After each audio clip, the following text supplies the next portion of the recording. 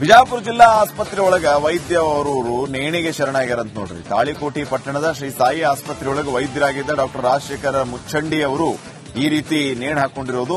ಈ ಘಟನೆ ಇಡೀ ಜಿಲ್ಲೆಯ ಜನರಿಗೆ ಶಾಕ್ ಕೊಟ್ಟೈತಿ. ವೈದ್ಯರು ನೇಣಿಗೆ ಶರಣಾಗಿರೋದು ಸಂಶಯಕ್ಕೆ ಕಾರಣ ಆಗೈತಿ. ಯಾಕೆ ಹಿಂಗ್ ಮಾಡ್ಕೊಂಡ್ರು ಸಾಹೇಬ್ರು ಇವರು ಅಂತ ಸದ್ಯ ಘಟನಾ ಸ್ಥಳಕ್ಕೆ ತಾಳಿಕೋಟಿ ಪೊಲೀಸರು ಭೇಟಿ ಕೊಟ್ಟಾರ, ತನಿಖೆ ಆರಂಭ ಮಾಡ್ಯಾರ.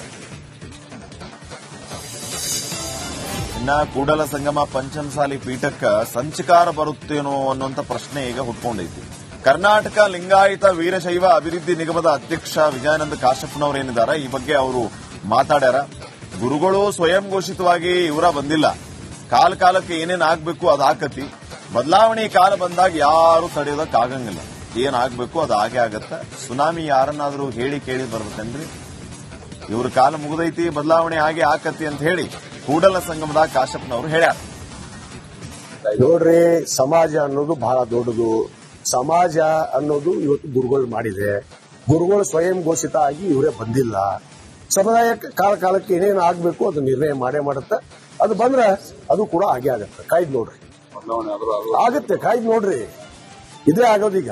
ಬದಲಾವಣೆ ಕಾಲ ಬಂದಾಗ ಯಾರೂ ತಡೆಗಿಲ್ಲ ಅಂತದಕ್ಕೆ. ಅದು ಇಡೀ ಈ ಭೂಮಂಡಲ ಯಾರನ್ನು ನಿಲ್ಸಕ್ಕಾಗಲ್ಲಂತ. ಬದಲಾವಣೆ ಆಗ್ಬೇಕು ಅಂದ್ರೆ ಈಗ ಸುನಾಮಿ ಆಗತ್ತೆ. ಹೆಂಗಾಗತ್ತಾನ? ಹೆಂಗಾಗ್ತದೆ? ಹೇಳಿ ಕೇಳಿ ಬಂತಾನ ಅದು. ಹಂಗ ಇವ್ರಿಗೂ ಕಾಲ ಮುಗಿದೈತಿ. ಇನ್ನ ಬಿಜೆಪಿ ಉಚ್ಚಾಟಿತ ಶಾಸಕ ಬಸನಗೌಡ ಪಾಟೀಲ್ ಯತ್ನಾಳ್ ಅವರು ಇವತ್ತು ಬೆಳಗಾವಿ ಪ್ರವಾಸ ಮಾಡ್ತಾರ. ಬೈಲ್ಹೊಂಗಲ ಪಟ್ಟಣದ ರಾಣಿ ಚೆನ್ನಮ್ಮ ಸ್ಮಾರಕ, ಸವದತ್ತಿ ಯಲ್ಲಮ್ಮನ ಗುಡಿ, ಇಲ್ಲಿ ಅವರು ಭೇಟಿ ಕೊಡ್ತಾರ. ಸವದತ್ತಿ ಶ್ರೀ ರೇಣುಕಾ ಯಲ್ಲಮ್ಮ ದೇವಿಗೆ ವಿಶೇಷ ಪೂಜೆಯನ್ನು ಸಲ್ಲಿಸ್ತಾರಂತ. ಯತ್ನಾಳ್ಗೆ ಪಂಚಮಸಾಲಿ ಜಗದ್ಗುರು ಮೃತ್ಯುಂಜಯ ಸ್ವಾಮೀಜಿಗಳು ಸಾಥ್ ಕೊಡ್ತಾರೆ.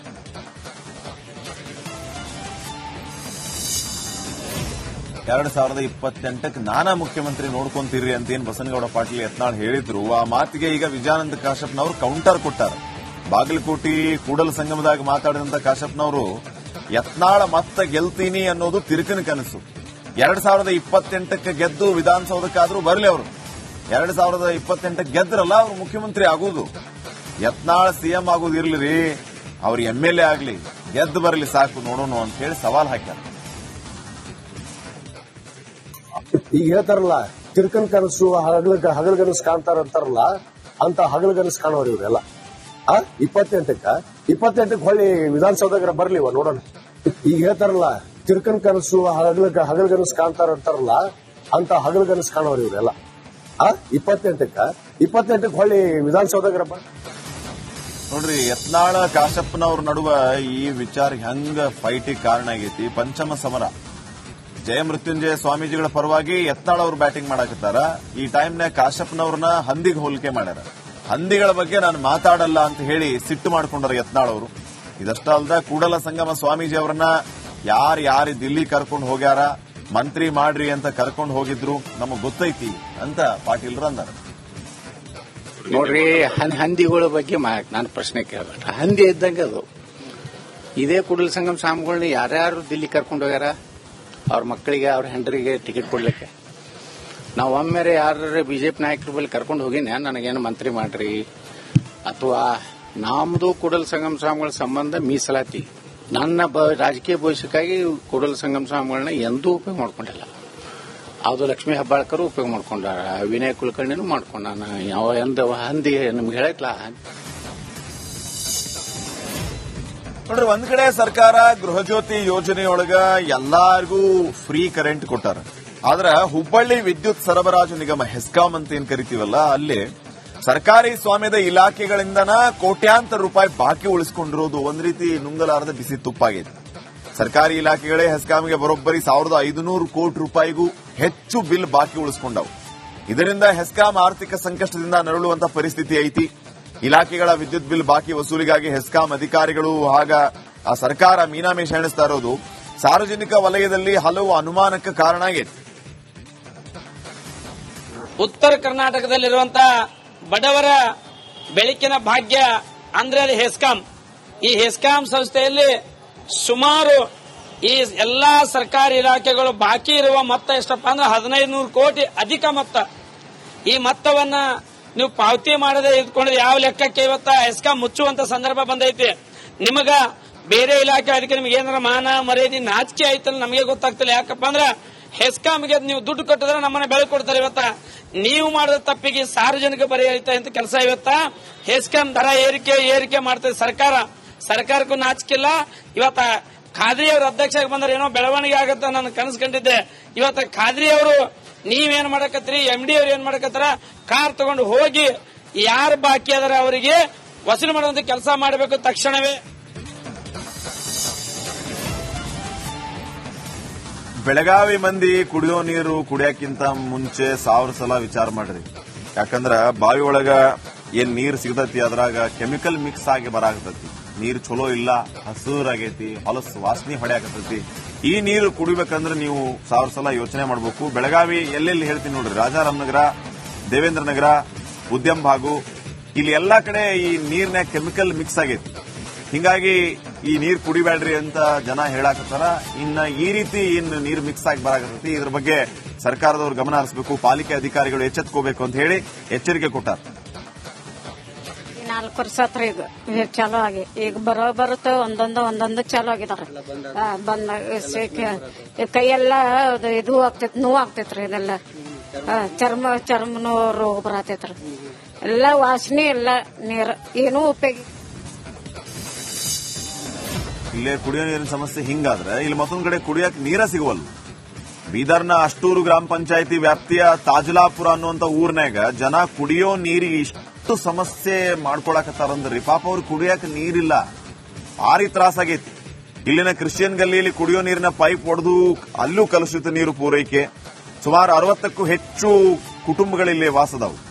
ಮುಖ್ಯ ರಸ್ತೆಯೊಳಗೆ ಕೊಳಚೆ ನೀರು ಹರಿದು ಬರ್ತಾತಿ. ಇದು ಜಗದಾಗ ಕುಡಿಯೋ ನೀರಿನ ಪೈಪ್ ಹಾದು ಹೋಗೈತಿ. ಹಿಂಗಾಗಿ ಭಾರಿ ತ್ರಾಸಾಗೈತಿ ನಮ್ಗೆ ಅಂತ ಹೇಳಿ ಅಲ್ಲಿನ ಜನ ಹೇಳಾಕತ್ತಾರೆ.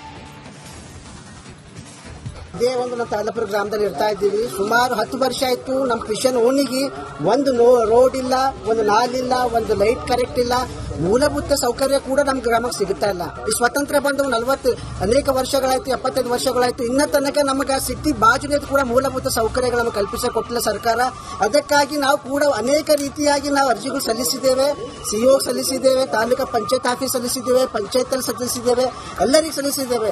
ನಾವು ಕಳೆದ ವರ್ಷ 6/5/2000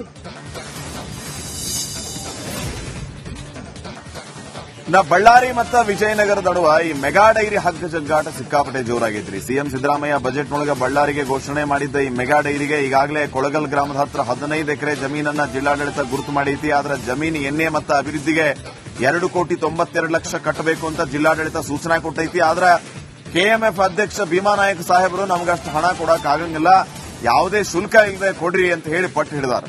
ಭೀಮಾನಾಯಕ್ ಮಾತಿಗೆ ಬಳ್ಳಾರಿ ರೈತರು ಆಕ್ರೋಶ ವ್ಯಕ್ತಪಡಿಸ್ಯಾರ. ನಾವು ಹಂಗ ಯಾಕೆ ಬಿಡೋಗ್ರಿ, ನಮ್ ಜಮೀನನ್ನು ನಿಮ್ಗೆ ರೊಕ್ಕ ಇಲ್ದಂಗೆ ಕೊಡೋನು ಈ ಪ್ರಶ್ನೆ ಮಾಡಕತ್ತಾರ. ಭೀಮಾನಾಯಕ್ ಬಳ್ಳಾರಿಯಿಂದ ವಿಜಯನಗರಕ್ಕೆ ಡೈರಿ ಸ್ಥಳಾಂತರಿಸೋದಕ್ಕೆ ಹುನ್ನಾರ ಮಾಡ್ಯಾರ ಅಂತ ಹೇಳಿ ಆರೋಪ ಮಾಡ್ಯಾರ. ಈ ಧೋರಣೆ ಎರಡೂ ಜಿಲ್ಲೆಯ ರೈತರ ಮಧ್ಯೆ ಮುಸುಕಿನ ಗುದ್ದಾಟಕ್ಕೆ ಕಾರಣ ಆಗೈತಿ. ನಮಗ ಬೇಕು ಈ ಮೆಗಾ ಡೈರಿ ಅಂತ ಹೇಳಿ ಎರಡೂ ಜಿಲ್ಲಾದ ರೈತರು ಈಗ ಈ ರೀತಿ ಒಂದು ವಾಗ್ವಾದಕ್ಕೆ ಕಾರಣ ಮಾಡಿಕೊಂಡಾರ. ಇನ್ನ ವಿಜಯನಗರದೊಳಗೆ ಗಂಧದ ಸ್ಮಗ್ಲಿಂಗ್ ಇದು ಒಂದು ಬಾರಿ ಸೌಂಡ್ ಮಾಡಾಕತ್ತಿತ್ತು. ಹೂವಿನ ಹಡಗಲಿ ಮತ್ತು ಮುದೇನೂರು ಗ್ರಾಮದ ಕೃಷಿ ಭೂಮಿಯೊಳಗೆ ಬೆಳೆದಂತ ಶ್ರೀಗಂಧದ ಮರ ಕಳುವಾಗ್ಯವು. ಲಕ್ಷಾಂತರ ರೂಪಾಯಿ ಬೆಲೆ ಬಾಳುವ ಶ್ರೀಗಂಧದ ಮರಗಳನ್ನ ಕಳ್ಳರು ಕತ್ತರಿಸಿಕೊಂಡು ಹೋಗ್ಯಾರ. ಮುದೇನೂರೊಳಗ ಈ ಕೆರಿ ಹತ್ರ ರೈತ ಎಸ್ ಮೆಹಬೂಬ್ ಜಾನ್ ಇವರು ತಮ್ಮ ತೋಟದಾಗ 16 ವರ್ಷದ ಶ್ರೀಗಂಧದ ಮರವನ್ನ ಕಳ್ಳರು ಬುಡ ಸಮೇತ ಕತ್ತರಿಸಿಕೊಂಡು ಹೋಗ್ಯಾರ. 16 ವರ್ಷದಿಂದ ಶ್ರೀಗಂಧ ಮರ ಅವರು ಬೆಳೆಸಿದ್ರು, ಆದ್ರೆ ಈಗ ಮರ ಕಾಣುವಲ್ತು ಕತ್ತರಿಸಿಕೊಂಡು ಹೋಗ್ಯಾರ. ಸರ್ಕಾರ ಶ್ರೀಗಂಧ ಕೃಷಿಗೆ ಉತ್ತೇಜನ ನೀಡಿದ್ರು, ಕಳ್ಳರಿಂದ ಮರಗಳನ್ನು ರಕ್ಷಣೆ ಮಾಡೋದು ಬಹಳ ಕಷ್ಟ ಆಗೈತಿ ಅಂತ ರೈತರು ಹೇಳಾಕತ್ತಾರೆ.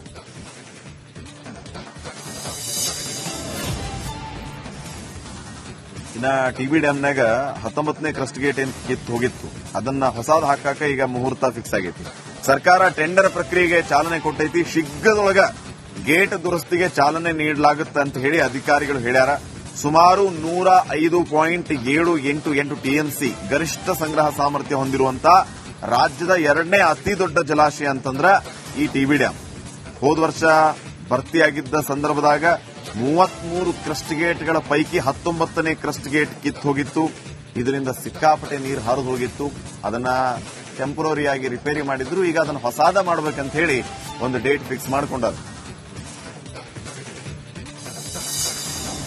ಇನ್ನ ಮರಿಯಂನಹಳ್ಳಿ, ವಿಜಯನಗರ ಹತ್ತಿರುವಂತಹ ಈ ಮರಿಯಂನಹಳ್ಳಿ ಒಳಗ ಜೋಡಿ ರಥೋತ್ಸವ ಅದ್ದೂರಿಯಾಗಿ ನಡೆದೈತಿ. ಶ್ರೀ ಲಕ್ಷ್ಮೀನಾರಾಯಣ ಸ್ವಾಮಿ ಮತ್ತು ಶ್ರೀ ಆಂಜನೇಯ ಸ್ವಾಮಿ ಜೋಡಿ ರಥೋತ್ಸವ ನೋಡೋದಕ್ಕೆ ಜನ ಸಾಗರನ ಹರಿದು ಬಂದಿತ್ತು. ನೋಡ್ರಿ ಇಲ್ಲಿ ಎಷ್ಟು ಜನ ಸೇರ್ಯಾರ ನೋಡ್ರಿ. ಶಾಸಕ ಕೆ ನೇಮಿರಾಜ್ ನಾಯಕ್ ಹಾಗೂ ಜಿಲ್ಲಾಧಿಕಾರಿ ಎಂಎಸ್ ದಿವಾಕರ್ ಜೋಡಿ ರಥ ಎಳೆದು ರಥೋತ್ಸವಕ್ಕೆ ಚಾಲನೆ ಕೊಟ್ಟರು.